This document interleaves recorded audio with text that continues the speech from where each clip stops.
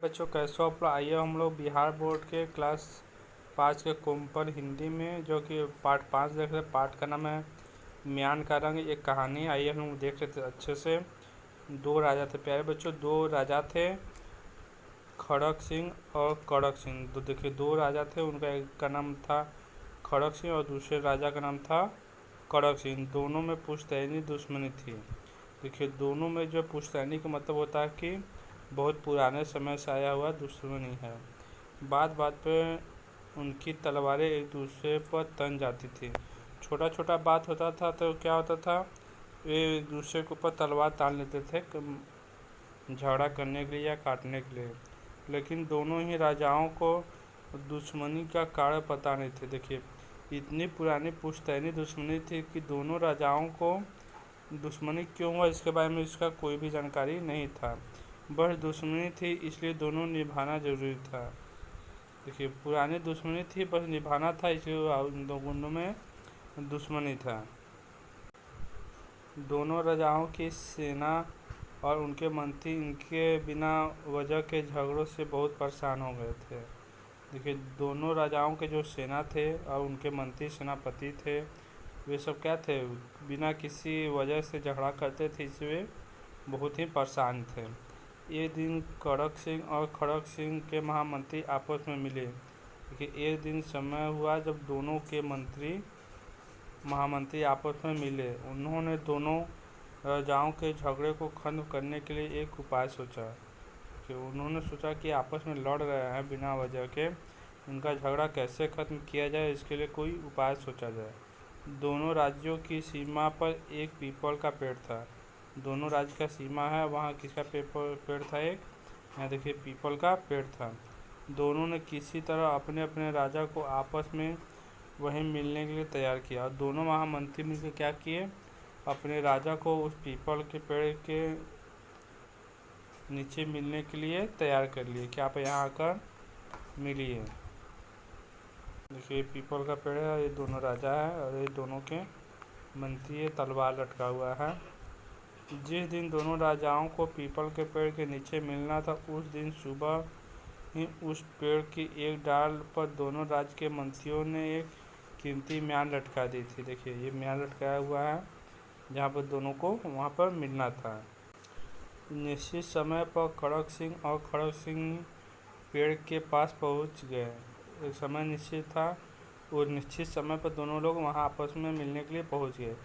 एक पेड़ के इस तरफ अपनी सीमा था तो दूसरा पेड़ के उस तरफ अपनी सीमा था। देखिए पेड़ के दोनों तरफ दोनों का सीमा था। दोनों पेड़ के करीब पहुँचे। दोनों राजा क्या हुए, उस पीपल के पेड़ के नज़दीक पहुँचे। दोनों ने एक दूसरे का अभिवादन किया। राजा है तो दोनों ने एक दूसरे का क्या किया, अभिवादन किया।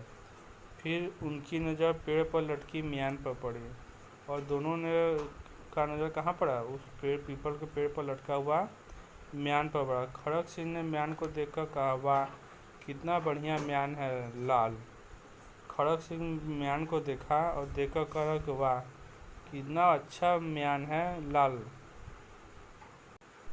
रंग के। इस म्यान में जड़े रत्न इसकी खूबसूरती को और अधिक बढ़ा रहे हैं। कड़क लाल रंग का जो म्यान है, इस पर जड़ा जो रत्न है उसकी खूबसूरती को बढ़ा रहे हैं। खड़क सिंह ने कहा, क्या कह रहे हो खड़क सिंह, म्यान बहुमूल्य जरूर है पर यह तो सफ़ेद रंग का है। देखिए उधर से खड़क सिंह कह रहा है कि आप सही कह रहे हो खड़क सिंह, म्यान बहुत ही बहुमूल्य है, लेकिन इसका रंग कैसा है, लाल न होकर सफ़ेद है और इस पर मोती जड़े हैं।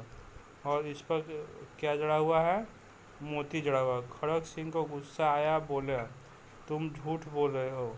खड़क सिंह को गुस्सा आ गया और कह रहा है कि तुम झूठ बोल रहे हो, मुझे साफ दिखाई दे रहा है कि म्यान लाल रंग का है। तो खड़क सिंह को गुस्सा आ गया और कह रहा कि मुझे साफ दिखाई दे रहा है कि म्यान किस रंग का है, लाल रंग का है और इस पर रत्न जड़े हैं। और इस पर क्या जड़ा है, कोई मोती वोती नहीं बल्कि रत्न जड़ा हुआ है। अब कड़क सिंह को भी गुस्सा आ गया। अब देखिए सामने वाले को भी क्या आ गया, गुस्सा आ गया। वो तेज स्वर में बोले, लगता है तुम अंधे हो गए हो या फिर दुश्मनी छोड़ना ही नहीं चाहते। तो वो देखिए कड़क सिंह भी खूब तेज आवाज़ में बोला कि लगा तू तो अंधा हो गया है, या फिर जो होगी दुश्मनी तुम ख़त्म ही नहीं करना चाहते हो।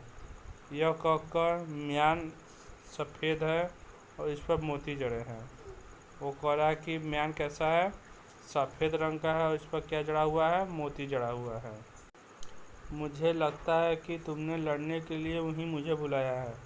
और वो कह रहे हैं कि मुझे लग रहा है कि तुम मुझसे लड़ने के लिए यहाँ बुलाया है। इतना कहकर खड़क सिंह ने तलवार निकाल ली। देखिए इतना कहते ही खड़क सिंह ने क्या किया, तलवार निकाल लिया लड़ने के लिए। खड़क सिंह कहाँ पीछे हटने वाले थे, उन्होंने भी अपनी तलवार खींच ली। देखिए खड़क सिंह भी कहाँ पीछे हटने वाला था, वो भी लड़ने के लिए तैयार हो गया। दोनों ने अपनी तलवारें हवा में लहराई और लड़ने के लिए तैयार हो गए। दोनों ने अपनी तलवारें हवा में लहराई और क्या किए, लड़ने के लिए रेडी हो गए। वे जैसे ही एक दूसरे पर वार करने के लिए आगे बढ़े, वहाँ छिपे दोनों राज्यों के महामंत्री सामने आ गए। देखिए जैसे ही वे दूसरे को मतलब हमला करने के लिए तैयार हुए, वहाँ दोनों मंत्री छुपे हुए थे, वे सामने आ गए। वे बोले, राजन रुकिए, लड़ने से पहले हर एक पहलू पर विचार कर लेने में ही समझदारी है। वो मंत्री बोल रहे हैं कि राजन लड़ने में कोई फ़ायदा नहीं है, पहले रुक जाइए। प्रत्येक पहलू मतलब का क्या करना है, विचार कर लेना है, इसी में क्या है, समझदारी है। क्या मतलब, दोनों राजाओं ने चौंक कर कहा। तुम सबका कहने का क्या मतलब है, दोनों राजाओं चौंक कर बोले। आप दोनों इस म्यान के कारण लड़ने पर उतारू। हम वो सब कह रहे हैं कि आप दोनों किसके कारण लड़ने का तैयार, इस म्यान के कारण। लेकिन आप दोनों इस म्यान के दोनों तरफ से देख लेते तो लड़ाई की नौबत ही नहीं आती। लेकिन कह रहे मंत्री कि आप दोनों अगर म्यान के एक तरफ दूसरे तरफ देख लेते तो लड़ने की नौबत नहीं आती। असल में आप दोनों सही बोल रहे हैं।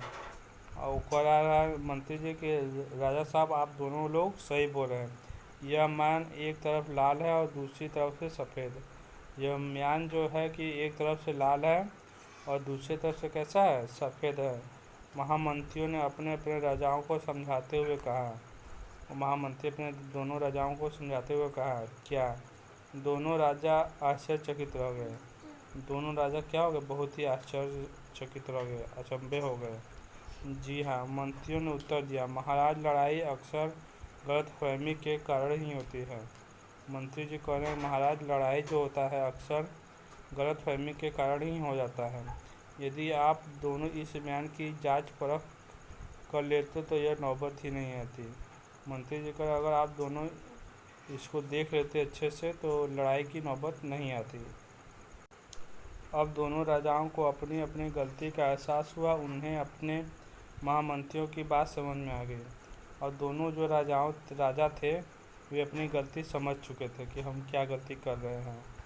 और महामंत्री की बात भी उन्हें समझ में आ गई। उस दिन के बाद उन्होंने प्रण कर लिया कि वे भविष्य में कभी नहीं लड़ेंगे। उस दिन के देखिए दोनों आपस में गले मिल गए। प्रण कर लिए मतलब कसम खा ली कि हम आगे कभी भी नहीं लड़ेंगे। इस प्रकार मंत्रियों की सूझबूझ से दोनों राजाओं की पुश्तैनी दुश्मनी समाप्त होगी। इस प्रकार से जो मंत्री थे उनके सूझबूझ की वजह से दोनों राजाओं की जो पुरानी दुश्मनी थी वो क्या हो गया, समाप्त हो गया। आइए हम लोग शब्दार्थ देख लेते हैं। पुश्तैनी मतलब कई पीढ़ियों से संबंधित, मतलब बहुत पुरानी। अभिवादन करना मतलब श्रद्धापूर्वक नमस्कार करना। नौबत माने परिस्थिति। प्यारे बच्चों ये पाठ खत्म हो गया। वीडियो पसंद है तो लाइक करें, चैनल सब्सक्राइब करें और अपने दोस्तों के साथ भी ज़रूर शेयर करें। जय हिंद, जय भारत।